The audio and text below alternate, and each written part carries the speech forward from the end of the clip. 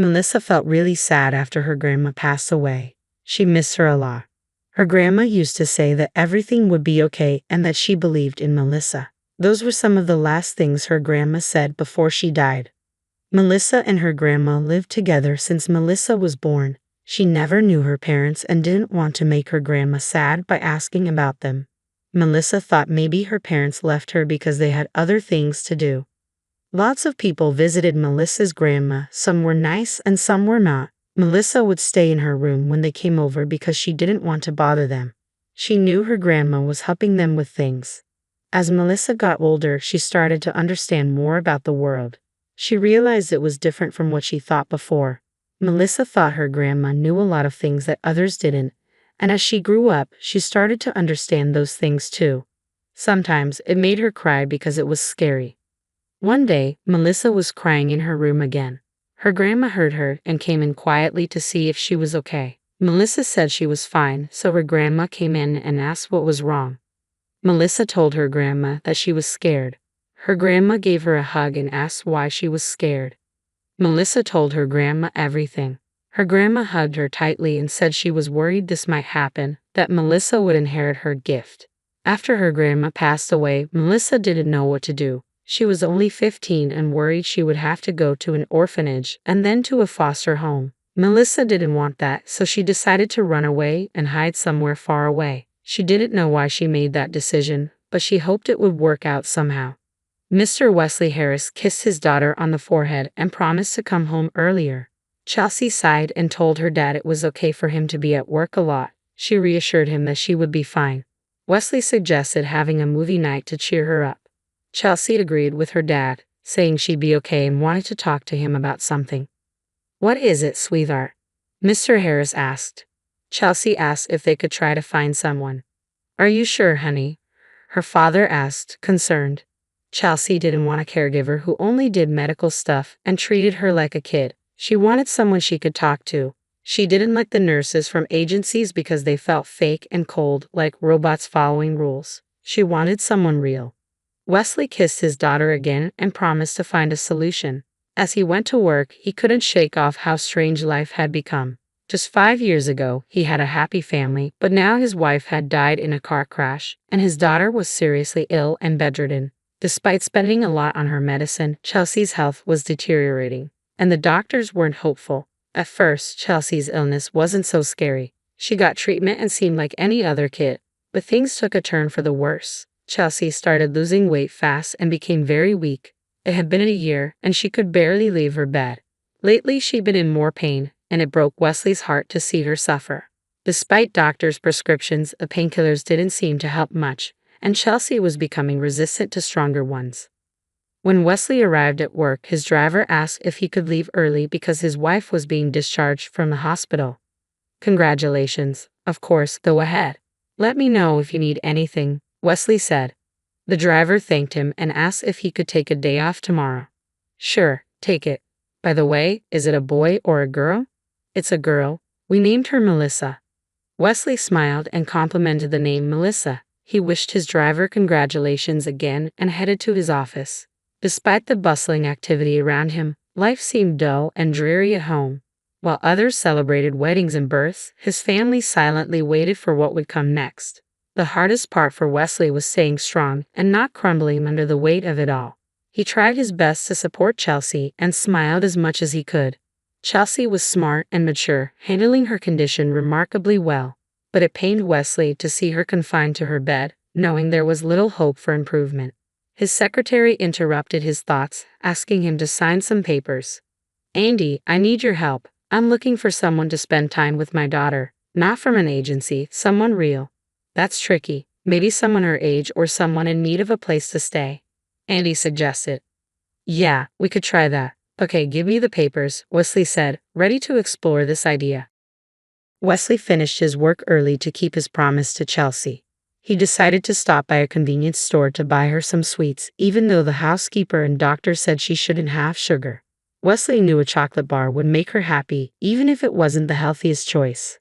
As he left the store, he noticed a girl standing outside who seemed troubled. Despite not looking homeless, Wesley felt she needed help. He approached her and asked if she needed assistance. The girl was initially scared but then smiled and asked for some spare change. She explained she was out of money and hungry. Wesley spotted a nearby restaurant and offered to buy her some food. "Thank you so much, sir. This is really embarrassing," the girl said. "No need to feel embarrassed. Let's get you something to eat," Wesley replied kindly. As they walked to the restaurant, Wesley couldn't help but think about the girl's age. She seemed to be about 15 or 16, just like his daughter Chelsea. But there was something in her eyes that made her seem bolder. The girl ate eagerly, and watching her made Wesley hungry too. Suddenly, he had an idea. "I'm sorry, I never asked your name," Wesley said. "I'm Melissa," the girl replied. "Melissa, where are your parents? Do you live with them?" Melissa paused. "I don't really know them. I used to live with my grandma in a trailer park, but she passed away 7 months ago, so I moved to the city." "Do you have somewhere to stay?" Wesley asked. Melissa shrugged. "I was staying with my grandma's friend for a while, helping out around the house, but then her kids took her to another city." "So, you're saying you have nowhere to go?" Wesley asked.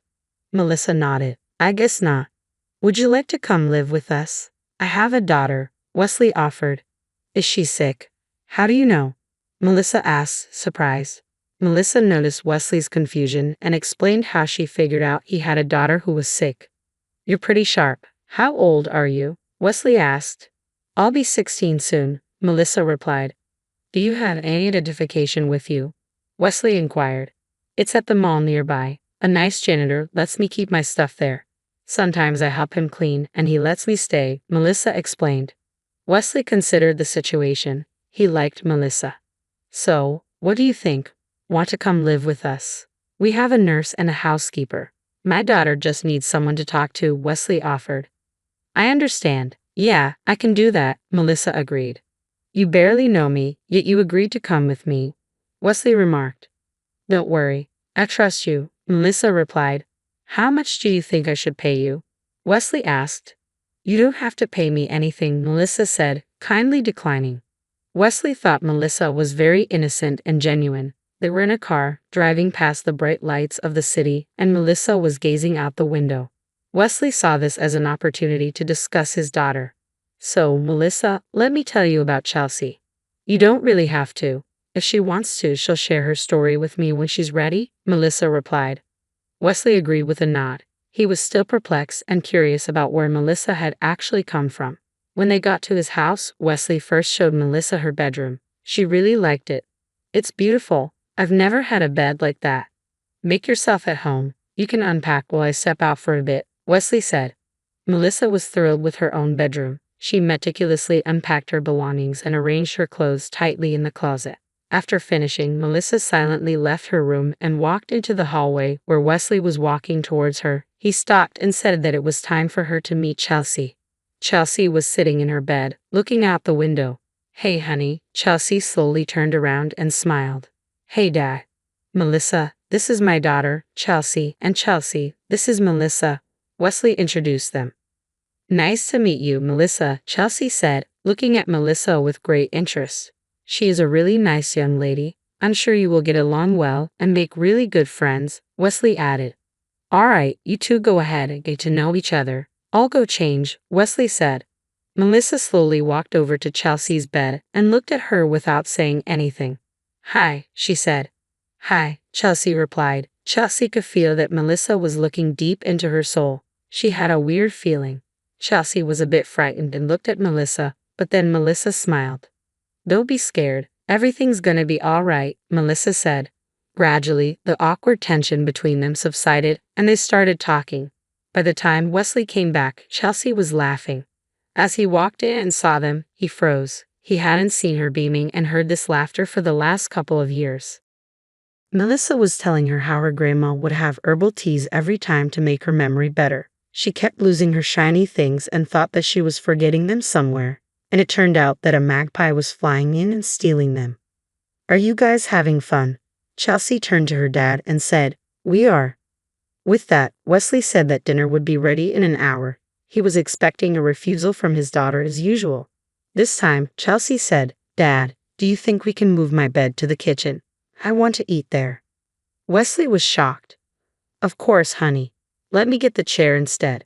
They had purchased a special chair for her a long time ago, but Chelsea never used it. She had totally been against it. Wesley instructed the housekeeper to prepare a table for 3 people, which surprised her. However, when she noticed Chelsea chatting animatedly with another girl, she quickly got to work. Chelsea couldn't eat a lot, but she had a hearty appetite. It was peculiar and uncommon. It was the first time she ate well. For a brief moment, Wesley began to question what the doctors had told him, but he realized that doctors from 3 different countries can be wrong at the same time. Before going to bed, Melissa noticed that Chelsea was curled up in pain. "Melissa, can you call the housekeeper? I need a shot," Chelsea said. But Melissa walked up to Chelsea and put her palm on top of her head. After a minute, Chelsea began to feel that the pain was subsiding. She had never felt anything like that before. She wanted to ask how Melissa was doing that, but she couldn't. Her eyes were drooping, and she felt like she was falling asleep. Melissa stood up to shut the door and saw the housekeeper hurrying to give Chelsea a shot. "Excuse me, ma'am, she's better. She fell asleep." "What do you mean she's sleeping? What about the—" The housekeeper appeared inside and saw Chelsea was indeed asleep. "That's impossible." 2 weeks passed, and Chelsea had changed a lot. Wesley was astonished. He saw how Melissa was leading her by the hand carefully. For the first time in the last few years, Chelsea got out into the yard. Wesley couldn't believe what he was seeing, but he was still wary that it could be something temporary. "Mr. Harris, where did you find this girl?" the housekeeper asked. "You won't believe it, but I met her on the street outside a store." "Is everything okay?"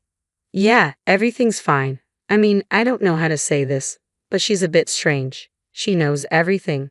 The other day she predicted that it was going to rain in 10 minutes. She told me that my son's sore throat needs to be treated with some kind of herb. I mean, look how much Chelsea has changed. Are you telling me she's some kind of clairvoyant or something? I don't know. I don't really believe those things, but I just don't understand how." Wesley smiled, but he agreed with the housekeeper. Melissa had a piercing gaze. In the morning, Wesley was getting ready for work. Melissa walked out to him from her room. "Mr. Harris, do you have to go to work today?" "Yes. Is everything okay? Can you stay home today, please?" "Why, Melissa? What's going on?" "I have a lot of things to do at the office." Melissa kept begging him not to go anywhere and to tell his driver to stay in the city today. Wesley didn't know why he agreed to listen to her. In the end, he decided he could probably work from home today. When he turned on the TV, he saw that there was a terrible accident on the highway involving a dozen cars. It happened exactly at the exit he was supposed to take and at around the time he usually passes through that area. He immediately got a call from his driver. The driver talked for a while and thanked Mr. Harris for letting him stay in the city today. Wesley got up and headed for Melissa's room. He couldn't take it anymore. He really wanted to know who she really was. He knocked on her door, but there was no response. Then he walked towards Chelsea's room, and as he was approaching, he heard loud noises. They were arguing about something. He stood behind a slightly open door and looked through. Melissa was shouting at Chelsea. "Get up now." "I can't." "Who told you you can't?" "But I'm really sick. I can't walk." "I'm not supposed to walk." "But you're still alive. Give me your hand."